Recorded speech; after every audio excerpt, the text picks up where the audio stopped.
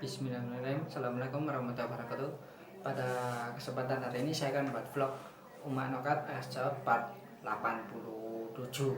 Nah, di part 87 ini saya akan membahas tentang mau gak damai sama Bodek. Nah, ini juga pertanyaan ini juga banyak ditanyakan ke saya ya, baik secara langsung ataupun secara ini DM IG ataupun PM Facebook. Nah, ini kan pertanyaan Mak No Kata Jawab ini adalah pertanyaan dari beberapa teman-teman, kemudian saya jawab via vlog YouTube ya, kebanyakan seperti itu. Nah, kalau misalkan saya ditanya, saya ini kan Aremania ya, ditanya mau gak damai sama Bonek. Nah, kalau saya disuruh disodori pertanyaan seperti ini, saya akan pikir-pikir, terus terang pikir-pikir, nggak satu kali dua kali saya akan memikirkan, tapi saya juga akan memikirkan dan memutuskan mau atau tidak. Ini juga dengan seiring berjalannya waktu ya, terus berjalan maju ke depan. Nah, ini kenapa kok saya ngomongnya seperti ini, karena memang kalau misalkan saya menerima Bonek ini bisa damai dengan Aremania, ini saya memang meminta dengan beberapa syarat ya. Ini juga saya pernah ngomong di forum ya, di forum kepanpelan tim Arema, ataupun pernah ngomong secara langsung di teman-teman saya ketika saya diajak ngobrol tapi tanpa off kamera. Nah, saya bisa menjadi menjauh sudut tengah ya, rivalitas supporter ini, misalkan supporter Persija Persib ataupun PSS PSIM ataupun PSIM Persis Solo, ini saya bisa menjawab dengan mengambil dua sudut yang bisa dikatakan ini menjadi netral dalam rivalitas yang saya sebutkan. Tapi kalau rivalitas Aremania dan Bonek ini nggak bisa kalau misalkan saya jawab dengan sudut netral, karena memang saya kan seorang Aremania, berada di pihak Aremania, otomatis saya akan menjawab tentang pertanyaan ini mengacu pada sudut saya sebagai seorang Aremania. Nah, yang pertama ini syaratnya ini, kalau saya memang mau ya berdamai dengan Bonek Mania supporter Persebaya ini, yaitu yang pertama ini kasih kuota Aremania terlebih dahulu untuk ke Surabaya pada saat pertandingan Persebaya melawan Arema di Surabaya ya, dan menjamin keamanan Aremania ketika bertamu ke Surabaya ya.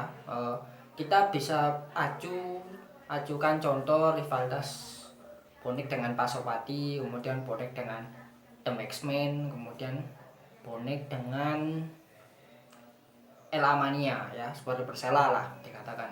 Ini mereka ini datang ke Surabaya terlebih dahulu ya, kemudian nggak ada gesekan, malah disambut baik oleh Bonek. Kemudian setelah disambut baik dengan Bonek di Surabaya ini, alhamdulillahnya ya, Bonek ini bisa berdamai dengan The Maxman, El Amania, dan Pasopati. Nah, ini juga saya kalau memang damai ya, meskipun rival saya damai ini, saya alhamdulillah, karena memang nggak ada gesekan lagi antar supporter ya. Takutnya kalau gesekan supporter ini akan memakan korban. Nah, kalau misalkan korbannya ini adalah teman kita, saudara kita, kan juga disayangkan ya, karena memang tujuan dari menonton sepak bola ataupun menjadi supporter sepak bola ini kan untuk mencari hiburan melalui sepak bola, bukan bertaruh nyawa demi menonton sepak bola. Nah, ini syarat pertama tadi sudah saya jelaskan. Kemudian yang kedua ini, batasi kuota Bonek ketika bertamu ke Malang nantinya. Kalau misalkan kita bertemu di Surabaya terlebih dahulu, kemudian akan bertemu lagi di Malang ya, di pertandingan berikutnya ini, Bonek ini harus membatasi kuotanya.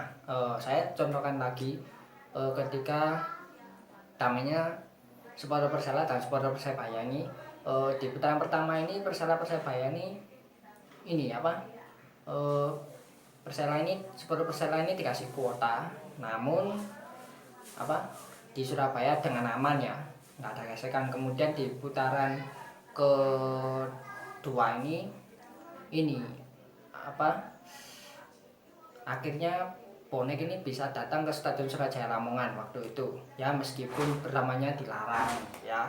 eh,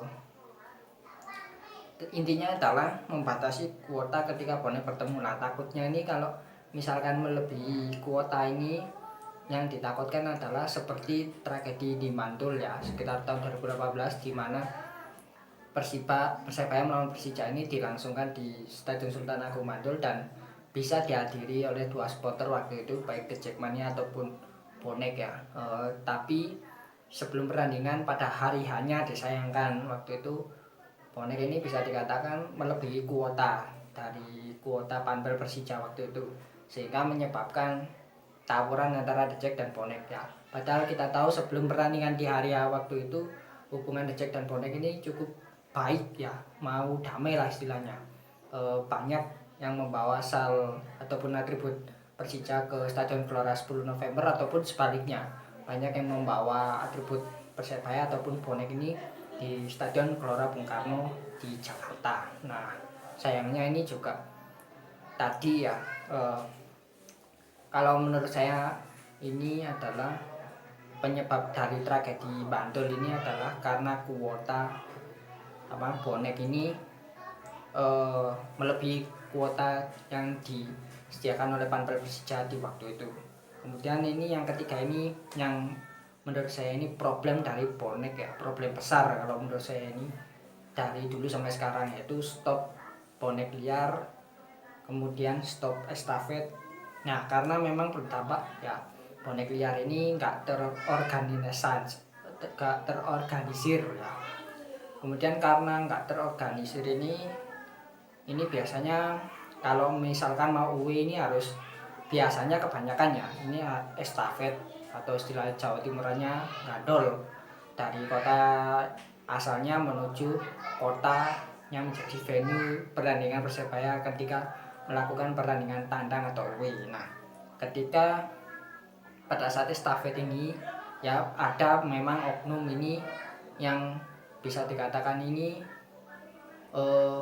apa ya, biasanya ini juga yang sering muncul di pemberitaan dengan mindset ataupun berita negatif ya, dengan berita misalkan bonek ini bertindak kriminal ataupun melakukan penjaraan. Nah, ini kan juga disayangkan ya, karena memang bonek ini adalah tujuan awalnya ini adalah untuk mendukung Persebaya, bukan untuk merugikan tim Persebaya. Nah, semoga problem bonek liar dan estafet ini bisa diselesaikan. Kalau menurut sudut pandang saya ya, bisa diselesaikan secara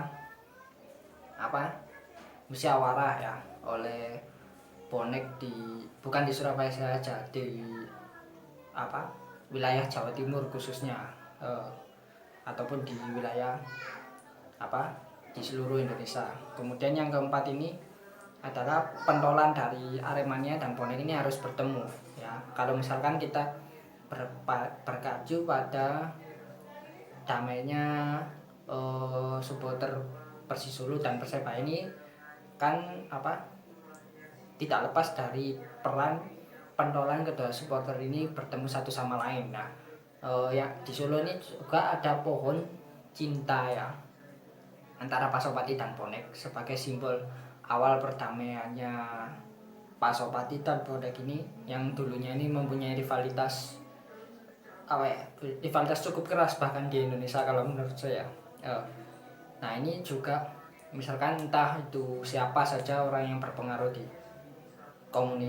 di Aremania ataupun di bonek mania ini bisa dirembuk satu sama lain. Nah, kemudian kalau sudah bertemu ini biasanya ini insya Allah nanti yang arus bawah ataupun teman-teman dari komunitas supporter ini juga pasti akan mengikuti apa yang sudah ditanam ya, ataupun bahas di pertemuan oleh kedua pentolan ini ya. Contohnya ini juga pertemuan Andi Peci dan Bung Ferry di Bonek dan The Jack ya. Ini sempat bertemu karena memang setelah kejadian Bantul tadi akhirnya hubungan Bonek dan The Jack ini kembali renggang ya. Padahal dulu sudah hampir dekat mau dengan perdamaian antara The Jackmania dan Bonek. Dan kemudian yang kelima ini adalah kedewasaan dan keikhlasan. Ini yang terakhir, dibutuhkan kedewasaan ataupun keikhlasan dari pihak kita sendiri, pihak pribadi dulu lah. Kalau pihak luas ini cukup sulit, dimulai dari diri kita masing-masing. Apakah misalkan teman-teman Bonek ini mau berdamai dengan Arema, ataupun sebaliknya teman-teman Aremania ini mau berdamai dengan Bonek dengan hati yang ikhlas dan kedewasaan. Nah kemudian kalau misalkan banyak orang yang bermindset atau berpikir secara dewasa, ya ini mungkin ya ini juga harapan saya, ini semoga perdamaian dari kedua supporter ini juga akan bisa bersatu dengan sendirinya ya. Melihat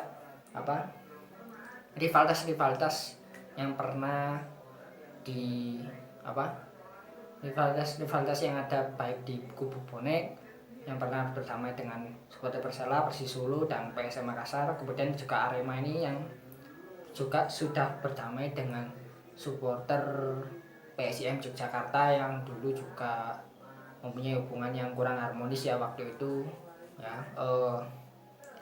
Demikian ya vlog saya kali ini. Apabila ada salah kata ataupun ucapan yang menyinggung ini, saya mohon maaf yang sebesar-besarnya sekali lagi, karena untuk tidak menjatuhkan Aremania ataupun Bonekmania, karena ini hanya